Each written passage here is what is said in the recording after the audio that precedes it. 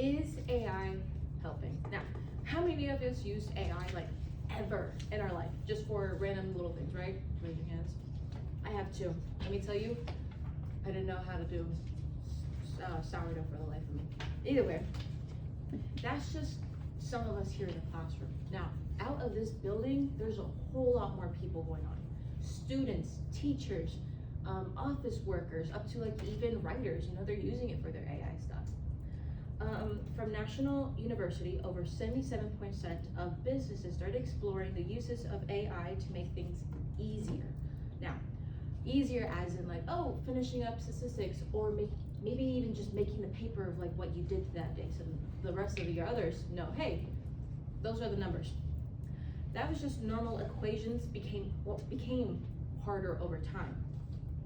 Once again, from National University, in 2025, 29.9% of 18 through 25-year-olds use AI weekly. That's increased dramatically over time. Since using AI, students have been slowly depending on it. So like your papers that are due at 11:59 pushed off because you can just Google it later, right? From algebra equations that, hey, like 5x equals 10. Easy peasy, lemon squeezy, but that's became harder over time. Young, strong minds are slowly depending on Google, AI, Medra, things like that, because hey, we could search about it later. We don't need it.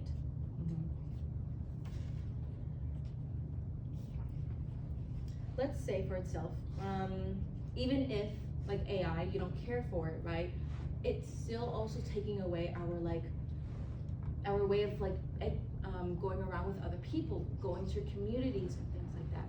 And because we're using AI, we have also been taking away the fact that we could also just talk to other people, figure it out for themselves, using other resources or talking to other people instead of just, hey Google, how many people do you think will drink water in a day? Hey, just ask your neighbor, hey, how much water do you drink in a day? Hey, ask your crochet partner, hey, how much water do you drink in a day, right? You could use outside resources instead of using AI most of the time.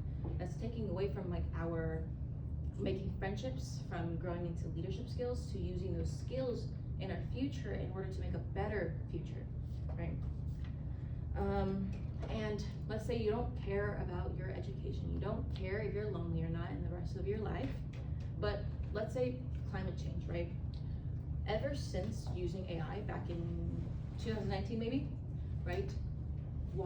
AI, those water machines have been using, from environmental and energy studies, the AI machines running AI have been using around 5 million gallons of water, and that's just per day.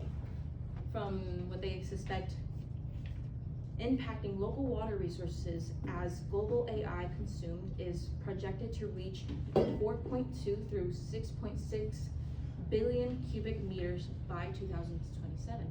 That's a lot of water. That water can be used to treat others. That water can be cleaned and helped used, hey, let's say this family's running out of water. That water can be used for almost everything else. But it's used to clean off some machines because, hey, that's burning a lot. And by a lot, it's also creating global warming, which, we already struggle with, something that has been causing us harmful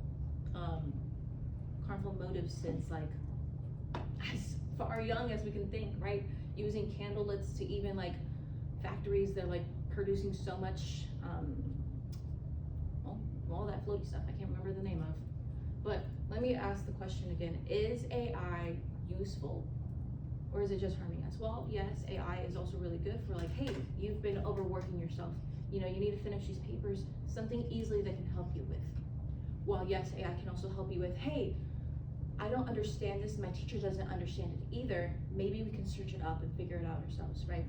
Hey, AI can also help with, I don't know, hey, how do I take care of an autistic child, and I can't pay enough people in order to do that because financially we don't have those kind of things, right?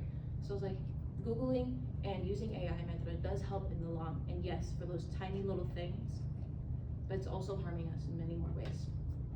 That's my speech. Just ignore the fact that I started so hard there for